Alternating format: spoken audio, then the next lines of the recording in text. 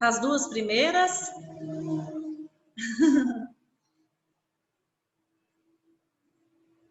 Admitir o restante aqui, tá todo mundo rapidinho também.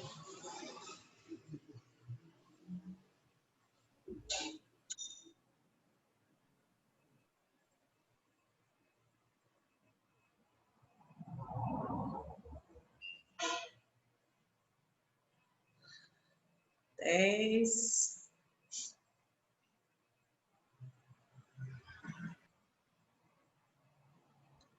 Enquanto os últimos 3 vão chegando, tá tudo ok até aqui, gente? Tá tudo claro? Ótimo.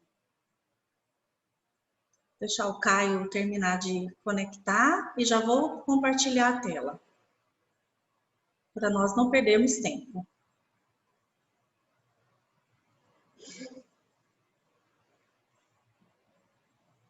Então, olha só.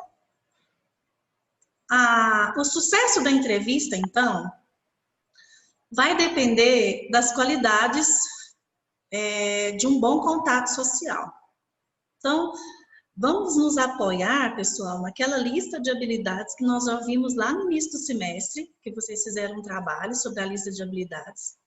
E agora nós vamos destacar aqui 10 habilidades principais para uma entrevista ser sucesso, né? E de repente, talvez você pode se perceber aqui nessas 10 habilidades, entender qual seria a habilidade que você precisa melhorar como profissional, qual aquela que você precisa ainda adquirir, né? Porque aperfeiçoamento é sempre importante.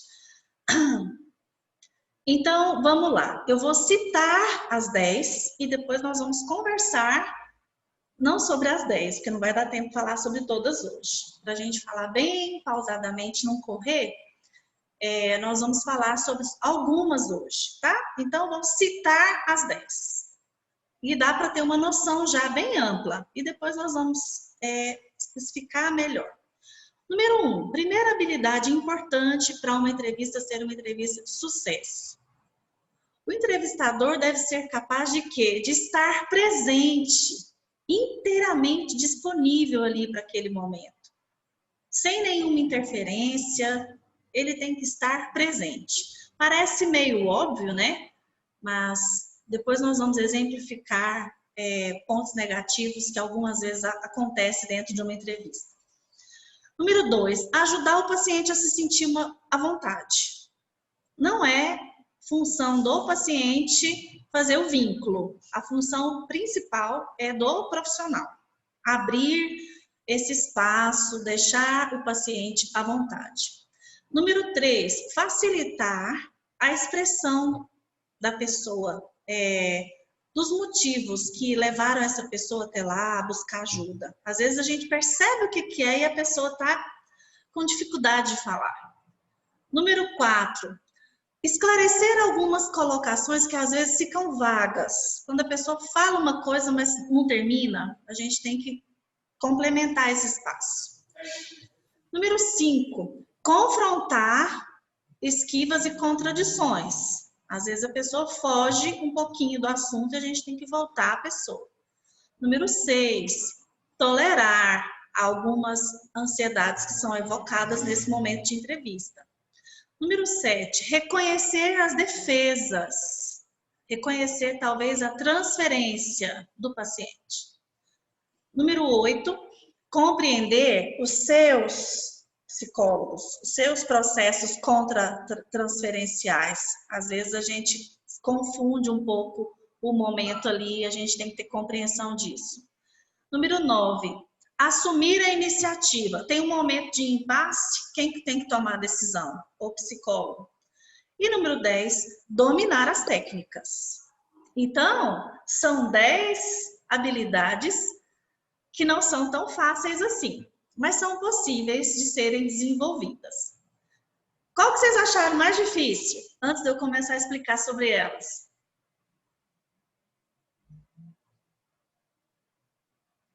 Alguém? dominar as técnicas, eu acho que ser bem ciente daquilo que eu tenho para não deixar, não ser uma terapia sem qualidade, né? Eu acho que isso também entra na número um aqui, que fala de estar presente no sentido de inteiramente disponível. Eu acho que mais ou menos isso. Ok.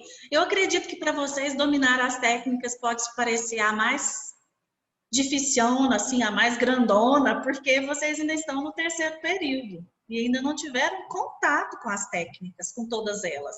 Então, não é porque vocês acham difícil, é porque vocês talvez não conheçam, não é verdade? Então, depois que vocês tiverem acesso a todas as técnicas, a todas as disciplinas, vocês vão perceber que não é a mais difícil.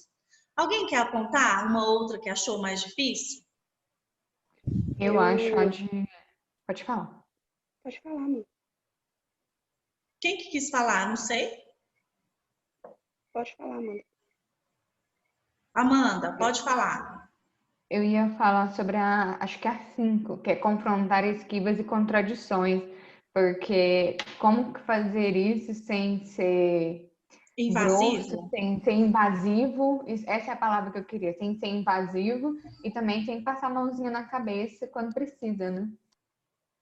É uma tarefa não muito fácil mesmo, mas nós vamos explicar sobre ela já já. Quem foi a outra pessoa que falou junto com você?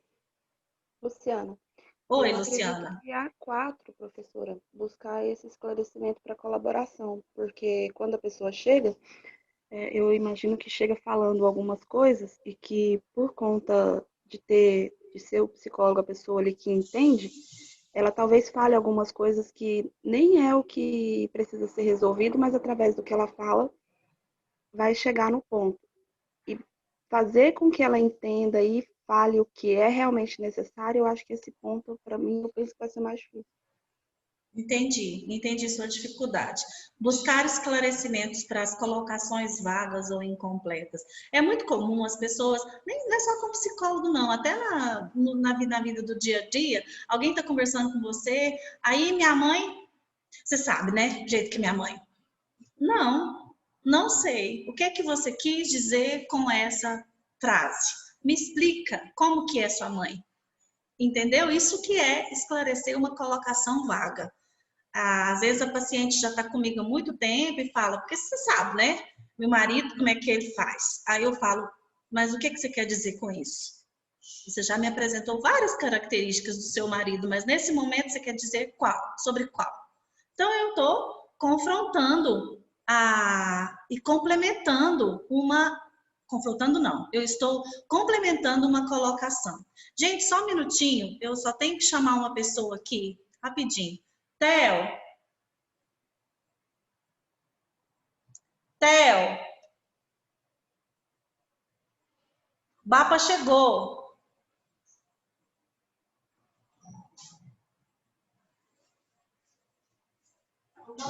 Oi, eu estou em aula. Depois você me fala. Vai com Deus, até mais tarde. Pode deixar o portão aberto, depois mamãe fecha. Não quer abrir? Abrir. Me dá aqui o controle que eu fecho. Pode ir. Tchau, filho. Beijo. Pronto. Só despachando uma criança aqui para casa do pai. Não, ele avisou. Então vamos lá, vamos falar de cada uma delas para ficar mais claro. Aliás, nós temos 50 minutos de live agora. E aí, gente, a gente fala sobre as 10 na aula que vem, eu falo pelo menos 2 hoje, o que vocês acham? Como é que está o tempo de vocês aí? Vou tomar a decisão, igual fala ali na técnica número 9, assumir a iniciativa. Eu vou falar sobre 2 tópicos e a gente continua na próxima aula os outros, tá bom? Para não acumular muita coisa para a próxima aula. Pronto, vocês ficaram calados, decidiram. Ai, ai. Então vamos lá. Cadê? Aqui. examinaremos cada uma das capacidades. Depois, se vocês tiverem oportunidade de ler o texto, ele é um texto bem tranquilo de ser compreendido, tá? Eu vou falar aqui com vocês, talvez exemplificando, trazendo algumas coisas da prática, para ficar mais fácil ainda de vocês entenderem. O que é estar presente, ouvindo o que o paciente fala? É horrível quando você está em qualquer consulta, em qualquer encontro profissional, e você percebe. Se você percebe, quando você está no médico, que ele está preocupado com outra coisa, que ele está alheio, que ele olha no celular toda hora, enquanto você diz para ele o que você está sentindo, ele está digitando no computador, não é ruim, gente? Não é chato? A gente não percebe. Já ouvi tantos exemplos de pessoas que falam assim, eu fui no médico, ele nem olhou na minha cara. E aí? Aí já começa a prescrever, aí já me dá uma receita, já me despacha, em 10 minutos eu saio de lá. A gente não percebe essa revolta? Então nós sabemos exatamente o que não é estar presente. O que é estar ausente. Então é exatamente o contrário que a gente tem que ficar. Estar presente. Oi, Amanda. E eu acho que é muito isso que você falou. Às vezes a pessoa não fala que tá percebendo, mas a pessoa percebe. Então, no consultório é a mesma coisa, né? Às vezes a pessoa não vai virar e falar assim, olha, eu tô percebendo que você não está presente, eu tô percebendo que tá no mundo da lua. Não vai falar isso. Mas daí vai ficar aquela coisa ruim, provavelmente a pessoa não vai voltar, né? Ou então vai gerar um constrangimento para a própria pessoa, né? Mais até do que o psicólogo, né? Então é complicado. É igual quando a gente está numa relação mesmo, né? Não precisa nem ser profissional. A gente sabe quando a pessoa está prestando atenção, quando a pessoa está sendo sincera, né? Então a mesma coisa com o psicólogo, né? Exatamente isso que eu ia exemplificar, Amanda. Se nós percebemos, o outro também percebe. Então, às vezes, se eu falar assim, olha, o jeito certo de estar presente e ouvir o paciente é olhar para o paciente e prestar atenção. Não é só isso não, porque às vezes a gente está conversando com uma pessoa e a gente percebe que o olhar dela não está ali. Ela está lá na lua, ela está lá no problema dela, ela está lá na casa dela resolvendo alguma coisa. Então, se nós percebemos, nós temos que partir desse pressuposto que o outro também percebe. Então, como que eu gostaria... como que eu me sentiria acolhido ou acolhida? Se o outro me deixasse à vontade no sentido de prestar atenção, olhar para mim, concordar com a cabeça, conversar comigo, me interromper. Isso, gente, é cuidar da necessidade do outro. O outro, as pessoas hoje, muitas pessoas procuram ajuda psicoterapêutica por causa disso, porque é a ausência desse ouvido atento. Tem amigos, tem pai e mãe, tem companheiros, companheiras, mas não tem essa escuta atenta. E muito menos uma escuta profissional, que é diferente, nós sabemos que é diferente. Mas as pessoas são carentes, em grande parte, elas são carentes dessa atenção. Então, o primeiro passo, uma habilidade muito importante que o entrevistador deve ter, é estar presente e mostrar que ele está ali com a pessoa, que ele está ouvindo, que ele está prestando atenção. Segundo passo, ajudar o paciente a se sentir à vontade. A gente acabou falando uma coisa na outra, né? Como que eu vou ajudar o outro a se sentir à vontade? Talvez o meu jeito não é o seu jeito, cada um tem sua forma de trabalhar. Eu gosto de fazer a pessoa se sentindo à vontade, talvez fazendo uma palhaçadinha, uma brincadeirinha, deixando a pessoa confortável, um sorriso, a maneira como você se senta, gente, a sua linguagem não verbal, a sua comunicação não verbal. Se você cruza os braços, cruza as pernas e faz uma cara ruim, o que eu posso te ajudar? Poxa, você não quer ajudar a pessoa. Né? Então, para você fazer o outro se sentir à vontade, você tem que ter uma postura acolhedora. Você tem que perguntar à pessoa qual lugar que ela quer se sentar. Tem alguns consultórios que têm formatos diferenciados. Eu tenho um amigo que faz psicoterapia e ele fala, quando ele chega lá no consultório da terapia dele, a psicóloga pergunta, onde você quer sentar hoje? Você quer sentar no sofá? Você quer sentar ali na mesa com as cadeiras? Você quer sentar no chão com as almofadas? Onde você quer conversar hoje? Ela deixa ele bem à vontade para eles terem esse momento acolhedor. Então, isso é um exemplo de um profissional que busca deixar o paciente à vontade, ele se sentir o mais à vontade possível. Bom, como eu combinei com vocês, falei de duas habilidades do entrevistador. Na próxima aula, a gente fala das outras e a gente entra também nos tipos de entrevista. Tá bom? Eu espero que tenha sido claro o conteúdo. Se tiver alguma dúvida, algum esclarecimento, estou à disposição, tá bom? Eu ainda não consegui colocar as questões do pós-aula, nem do desenvolvimento. Imagina se eu já fiz do ser psicólogo. Pretendo fazer hoje, tá bom? Antes da próxima aula, eu pretendo postar os pós-aulas dessa semana. Tá ok, gente? Se não tiver nenhuma dúvida e nenhuma pergunta, vou fazer o encerramento. Pode ser? Muito obrigada, então. Boa semana, bom fim de semana para todos vocês, tá bom? Até segunda-feira. Tchau, tchau.